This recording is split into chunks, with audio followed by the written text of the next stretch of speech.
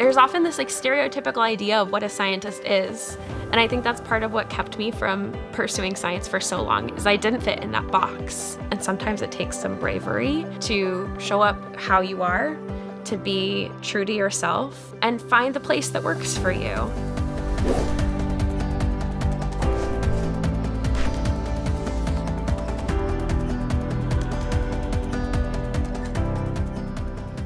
Hi, I'm Jess. I use they, them, and she, her pronouns.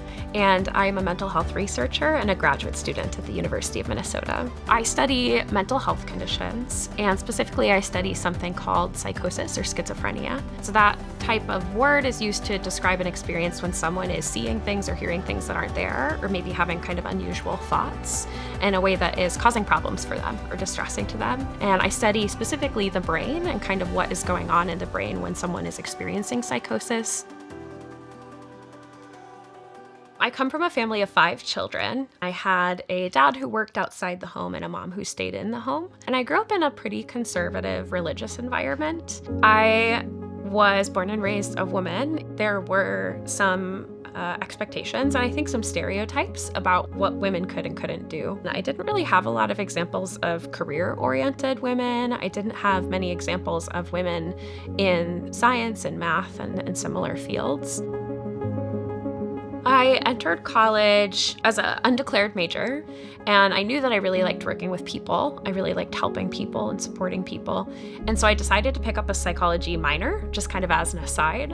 And I started taking the classes, and just they immediately really captivated me. From a very young age, I have wanted to understand why and how people work. And I've wanted to use knowledge about that to understand myself. And I think psychology brought a lot of those answers to me.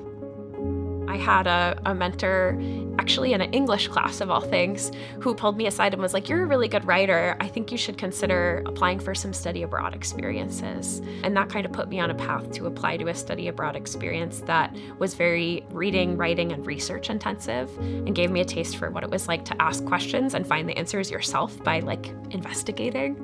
I got to see a lot more of the world and different perspectives, and it made me realize that there were some parts of my upbringing that I didn't agree with. And as I was starting to kind of form my own worldview and my own sets of values and beliefs, I started realizing more and more that psychology and neuroscience was something that just really got me excited and enthusiastic in a way that other topics didn't.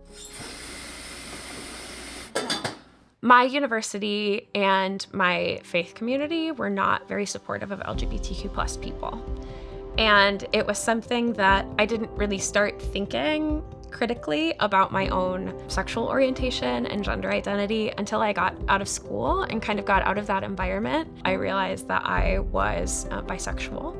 I started also realizing that I didn't feel fully comfortable with being called a woman, with being called ma'am. There were just some things about my experience being kind of known as a woman that just didn't quite fit. I kind of came to the realization that I'm non-binary, and that was a pretty big moment for me because of the gender roles that I grew up with. And it's honestly one of the most joyful things I've ever done, was getting to explore my identity as a queer person.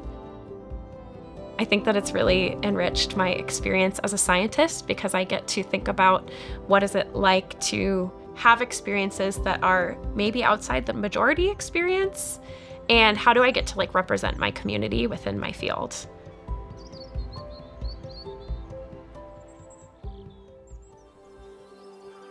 So after I graduated from undergrad, I worked as a research assistant on a couple different studies for a few years to kind of get a sense of, is this something that I enjoy and what kind of questions do I want to ask? Ultimately, I kind of landed at the fact that I don't want to do anything other than research because it provides a really cool opportunity for me to ask my own questions, find my own answers, and do something that feels really meaningful. So I am in the middle of getting my PhD in clinical psychology. And as a part of that work, I get to work with people doing psychotherapy, and I get to see clients in a clinic and talk about their experiences, talk about their difficulties, and try to kind of support them through their mental health struggles. And then I also do research on kind of the neuroscience of schizophrenia by doing research with MRI, which is magnetic resonance imaging.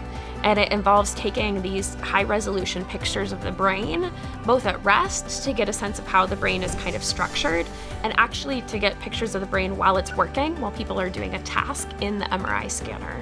So we can see kind of what different regions of the brain are activating, and what does that tell us about how the brain is working while someone is using their cognitive control.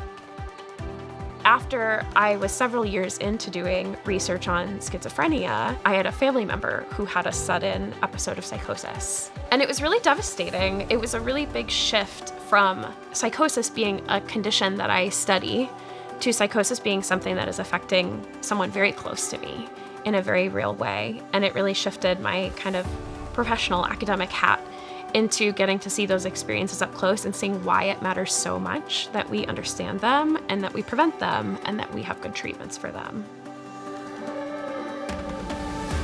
So now that I am an LGBTQ plus scientist, it's been so rewarding to do advocacy and outreach work because I get to be the model that I didn't have when I was younger.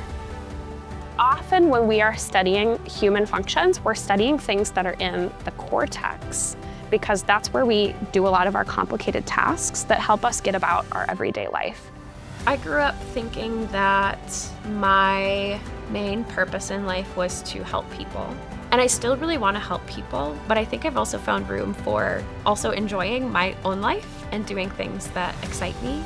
And I also came to realize that some of the things I thought I was bad at, I was self-limiting because of what I thought a woman should be or what I thought my personality was. Even though I don't fit in the box of what a scientist looks like, that's what gives me a lot of strengths. Like that's what I can uniquely contribute to the teams that I work on.